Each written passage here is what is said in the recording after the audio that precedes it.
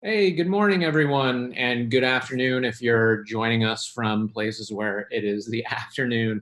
My name is Scott Latchett, as Piers mentioned, and I am joined by my colleague Lauren Lyons, who is one of the architects of the report that we are going to be sharing with you today. We have a limited amount of time, so I am going to go ahead and share my screen. As Piers mentioned, we will be sharing research from one of our reports today, and we'll be repeating this over the next couple days as well. Obviously, today's talks are focused all around the physical store experience and what that will look like moving forward. Um, I think we all have experienced some, shifts and changes as a result of COVID, some which will be temporary and some will be a little bit more long-standing. I think it's safe to say that the physical store experience is going to change based on the behaviors and needs of people as they sort of enter into the physical space and contemplate, putting themselves at risk to some degree. Obviously, that affects both shoppers as well as the employees who are working within the store as well.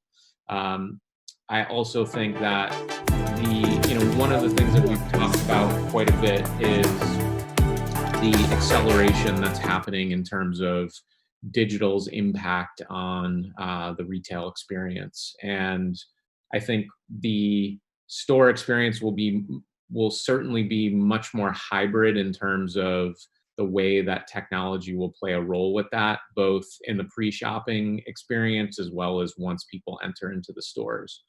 So with that as the background, um, what we will be presenting today is an abbreviated version of the findings of this report. We're just going to quickly look at some of the new consumer expectations coming out of COVID, and then we'll dive into the shopper journey, which is where we'll spend most of our time today. We're going to look at 7 stages in that shopper journey and some of the key trends that we're seeing within that space. And then we will leave off with some takeaways for retailers to consider based on the trends and the examples that we're discussing today. So just as we look at some of the shifting consumer expectations that are taking place, some of this are things that have resulted directly from COVID, but at the same time, I think a lot of these things are tried and true in terms of what consumers are looking from in terms of both retailers as well as brands more broadly. But for the purposes of today, we'll think about this from the standpoint of that sort of shopper experience and that store journey. So the first is open communication. I think as all consumers today sort of contemplate the uncertainty that we're all sort of living with, this notion of transparency has been hugely important, but more so as they sort of approach the uncertainty of a shopping experience, they're looking to understand what that particular retailer has in place in terms of the safety protocols, et cetera, wanting to know basic information in terms of what the store hours are, if there's new policies in place, all of those things. As mentioned, I think the sort of pre-planning that's going to be happening in terms of the shopping experience, much more of that is going to be front-loaded and be digital first or mobile first in terms of how consumers approach that. So having the information to make the right decision about when to visit, again, what to expect when they arrive. Hand in hand with that is this notion of inventory, which has always been a key part of that physical experience, but even more so now when I'm potentially putting myself at risk, making sure that the thing that I'm actually looking to buy is available in the store that I'm going towards. Safety first. I think this is really going to be for the foreseeable future, something that's going to guide consumers' decision-making process. Is again that sort of risk tolerance. What are the protocols that are in place? What do I need to know? And also um, from the standpoint of how the retailer is protecting its own employees as well.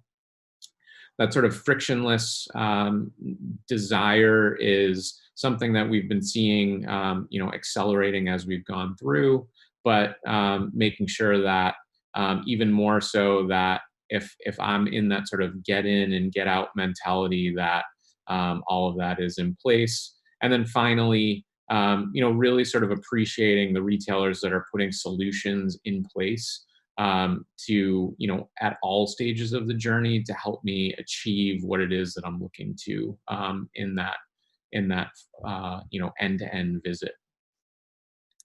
So let's just take a quick look. We'll be diving into these each more in specifics, but how we're reframing this new shopper journey. And in many cases, it looks very similar to what we've known before.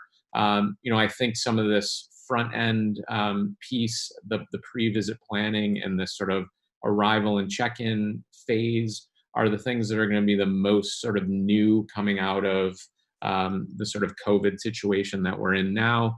But certainly, as we look at the trends, each of these stages are going to be subtly changed and sort of impacted by people's new behaviors and the sort of technologies and services that are in place to help, sort of mitigate some of the risk associated with that. So let's dive in.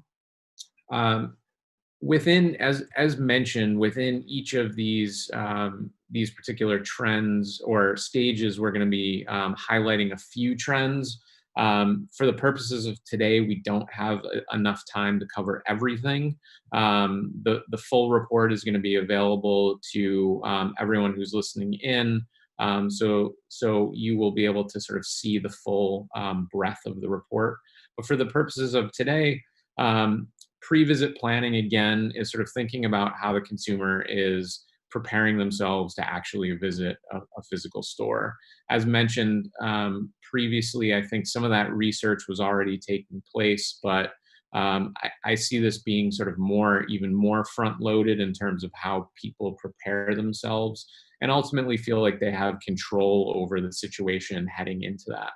So as we look at two of the trends we're going to highlight here, as mentioned at the start, this notion of inventory is going to be hugely important.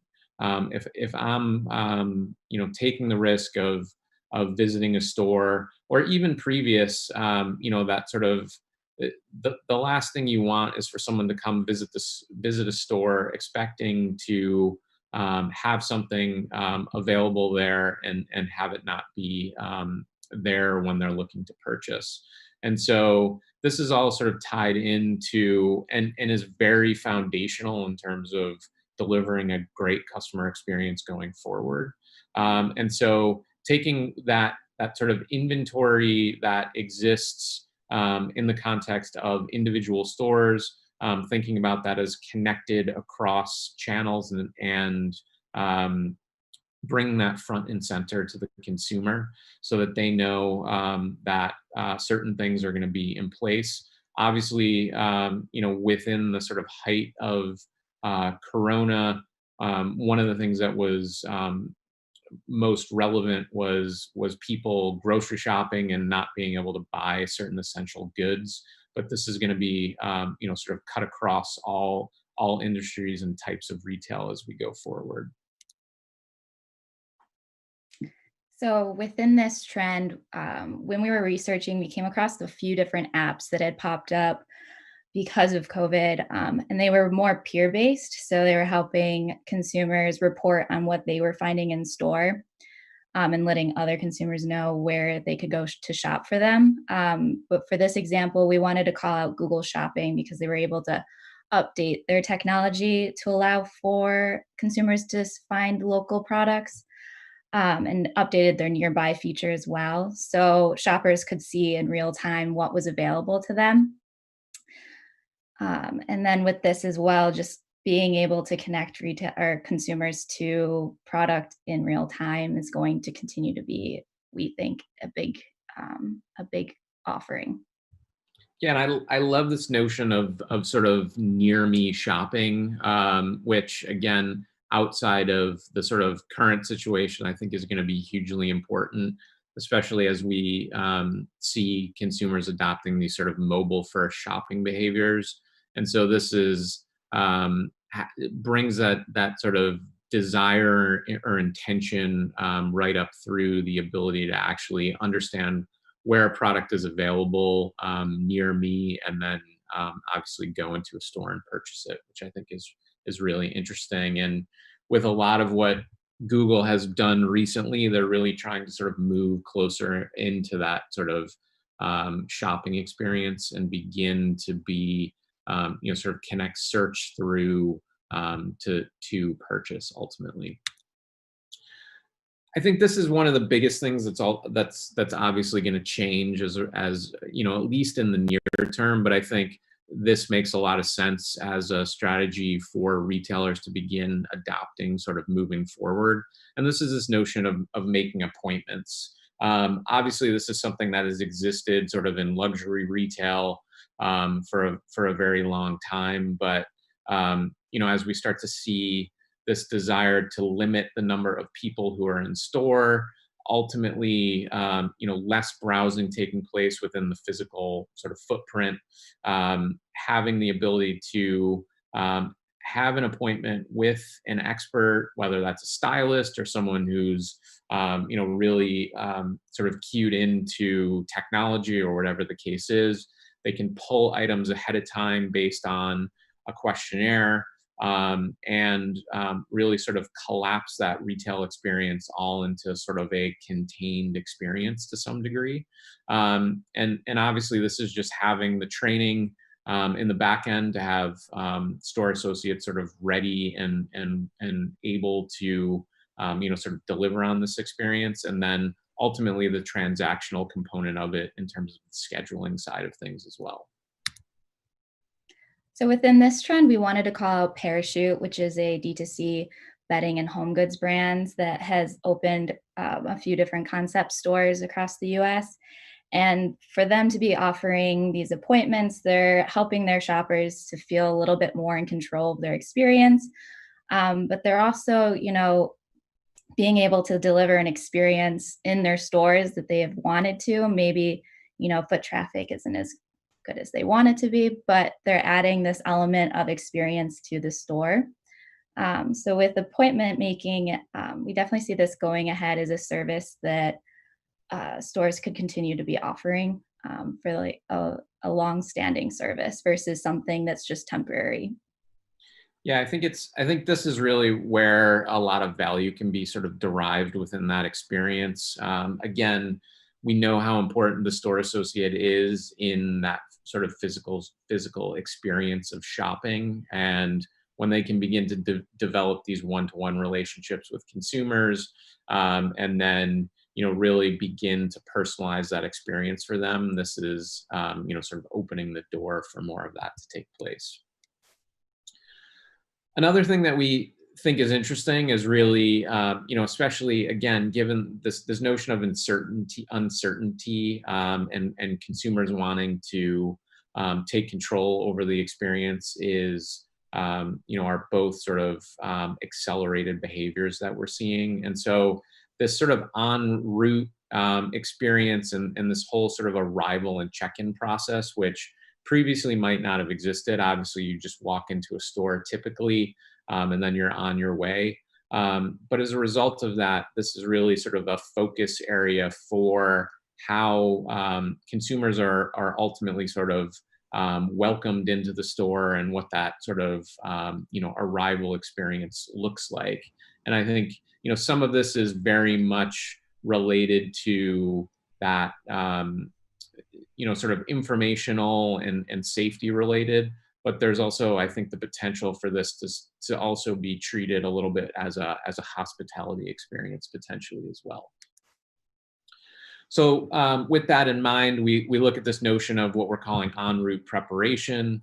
And this can be within the context of an automobile and or the mobile device, which is, again, providing these sort of real-time updates to consumers so that they have the most up-to-date information about whether that's store policies or store hours, whatever it is that's sort of necessary to help consumers feel prepared as they arrive at a store. And then even we're starting to see the ability to sort of deliver experiences within the context of the automobile, where consumers don't even need to can sort of drive in and be served at their vehicles as well.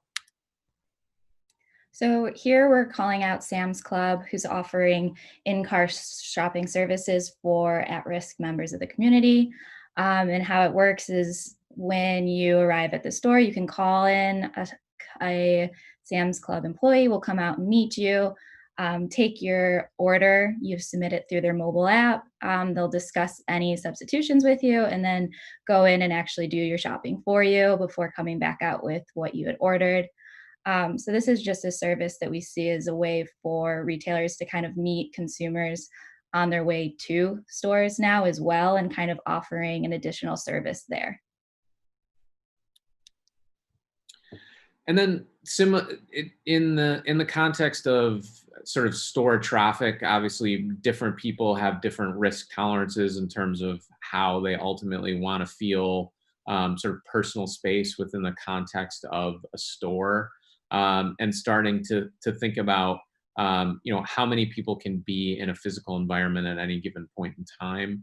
And again, sort of thinking about how both retailers begin to mitigate and manage some of that traffic within the context of their stores, as well as giving that information front and center to shoppers so that they can make their decisions. There is this sort of notion of, and I'm sure we've all experienced this to a degree, of queuing now for stores. And this is helping people, again, sort of make decisions based on how busy a particular store is. And so with traffic flow, I mean, we've seen everything as analog as tape on the floor, just as markers. But then also from another point of view, you have a lot of retailers who are repositioning their actual infrastructure in stores. So one example we wanted to call out was Kroger's Q Vision. And so this is them just using their own proprietary technology via infrared sensors and additionally predictive analytics to oversee, the amount of shoppers in one of their stores at any given time, helping them to control that and just make sure that everyone's as safe as possible. And then within the actual, as we sort of get into the store itself, thinking about that browsing and discovery experience, and how perhaps touch is no longer as sort of appropriate, at least in the immediate sense, and how we can start to think about some of the contactless experiences that can begin to exist within that context as well. This notion of virtual associates is something that exists purely in a digital context, but I think is also interesting when you start to think about pairing that in the context of the physical store. So, you are actually physically looking at products or considering making decisions, and then you have the ability to either tap directly into an in-store associate or someone who's remotely seated wherever, and can provide all levels of advice and guidance, etc. So here we have an example at APC, which is a ready-to-wear line. Their in-store associates are able to connect via appointment and virtually with interested customers who want to be shown the latest collection, walked through, maybe have their employees try pieces on for them just to get a better sense of what the product is, how it looks on. And then they're actually able to complete purchases as well with their consumer within these virtual in-store visits. So another example too, that we're seeing a lot of this is with another product called Hero, which is doing a great job of virtually connecting in-store experts with consumers via appointment on demand. So it's an interesting service to see coming to life. Yeah, it's interesting. I think one of the things that I think is fascinating about this is obviously when stores were closed and no one could go inside, treating them literally as a showroom or a media channel where associates could be inside and showcasing the product to remote consumers. And so I think this is something to consider sort of long term, is how the design of the store helps sort of influence and sort of enable some of that in terms of this almost like studio experience, if you will. Voice is obviously something that has a lot of potential within the context of just the shopping journey in general, but certainly within the context of the physical store as well. As we start to think about how people are literally guided through voice-activated services without having to needing to touch anything, and it all can be done through smartphones primarily, and/or as we start to think about sort of next generation hearables, then I think there's some interesting opportunities there as well. So an interesting example of this that we came across was the Amazon-owned Echo earbuds connecting with Amazon-owned Whole Foods. So when shoppers enter stores or are nearby, they can see if a Whole Foods has what they need on their shopping list. Once they enter the store, they can be directed by their phone assistant to where that product is located in the store, and then can check out. So this is something that has started popping up, but is definitely on our radar going forward. Yeah, this is definitely very nascent, and we've certainly seen examples of this being delivered within the context of the employee experience as well. Again, sort of as when we start to think about the physical products specifically, and how that can be augmented within the context of how it's merchandised through technology and what some of those new sort of display sort of aspects can be within the store. I think there's some interesting ways that we're seeing this play out as well. This first sort of notion of augmented merchandising, which is again sort of thinking about how AI and sort of AR technology as well can begin to deliver information based on how people are interacting with products, and sort of create much more of an immersive browsing experience. So here we're just calling out Perch Interactive, who uses, previously they used computer vision technology in kiosks within stores. Customers could come up and pick up objects and then have information displayed on a screen for them, giving them more information. With COVID, that obviously touch points became a no-go for a while. So they were able to update their tech offering. And now consumers are able to simply point at the product they'd like to learn more about, and that information will appear on the screen for them, giving them a better understanding of everything about it. And then certainly thinking about this in the context of using the mobile device as a key touch point or sort of interaction point within the context of that sort of browsing experience as well.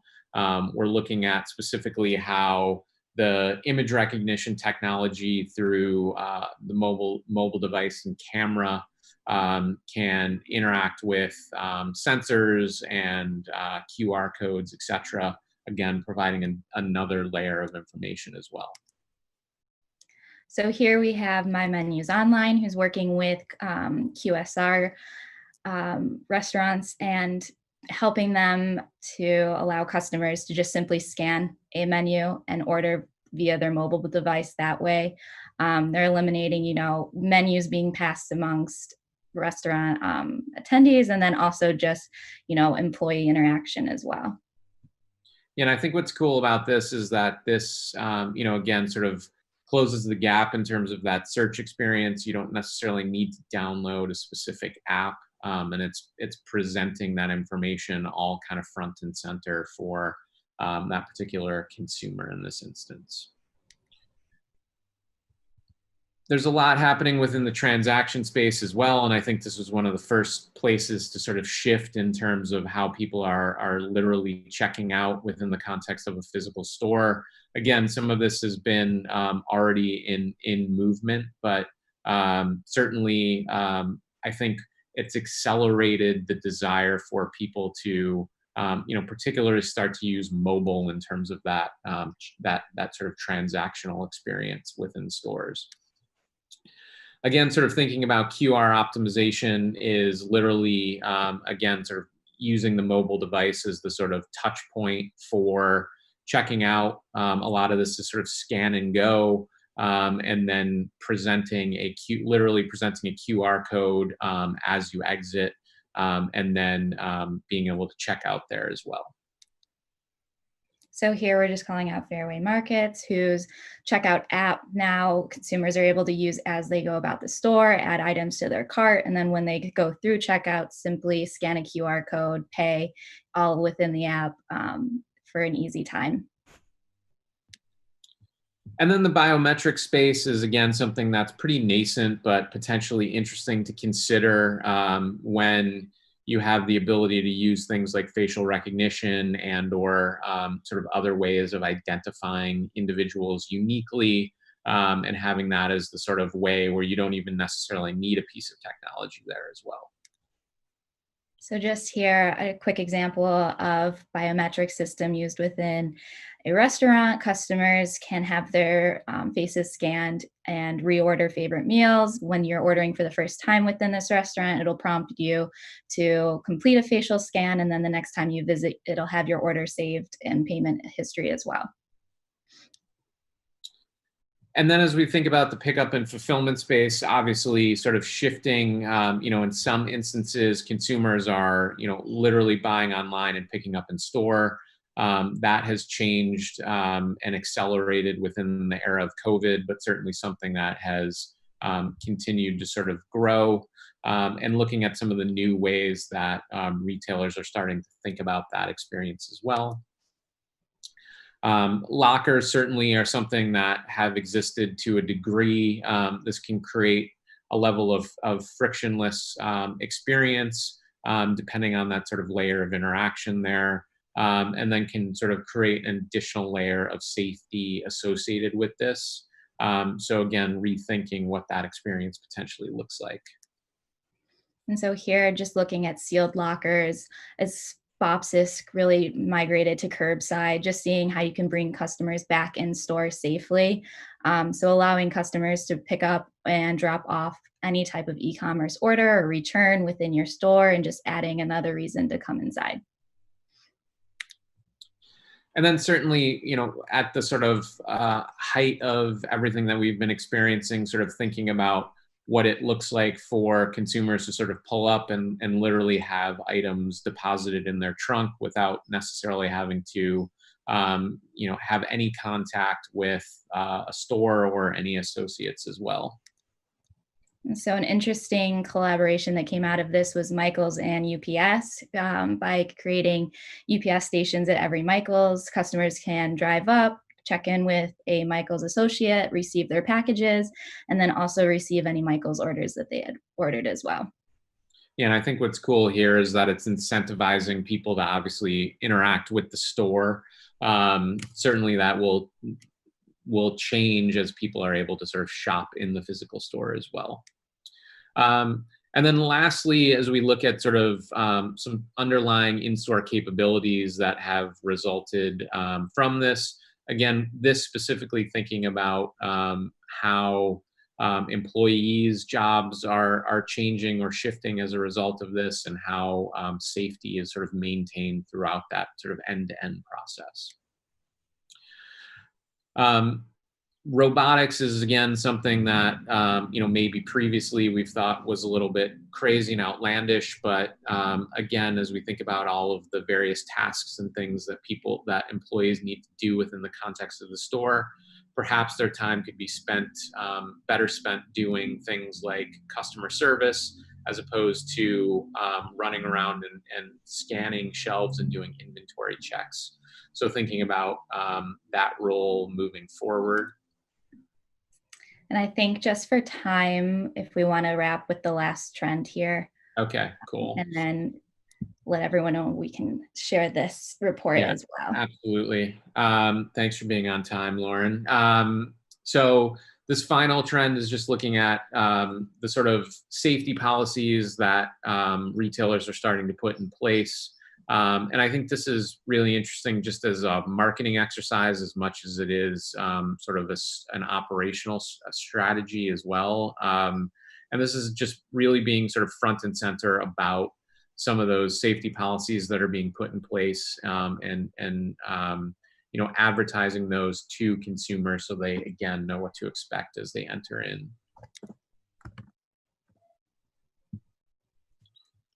And then this is just for a last example, American Eagle Outfitters. They really refitted half, I'm sure more now, of their US stores to really come and represent all of these new changes. So consumers walk in, they're greeted with masks if they need it. Everything is set up and merchandised as a way for people to not be tempted to really touch. And then also just making sure that visual cues are everywhere within each store. All right. Well, thank you so much, Scott. Thank you, Lauren. Great presentation. As mentioned, we'll drop a link that will allow you to. You have to sign up for. Basically, you can get a free trial of the PSFK IQ membership. With that, you'll be able to download the report. It's a seamless process, and we can drop that in the respective links for the locations that you're viewing in.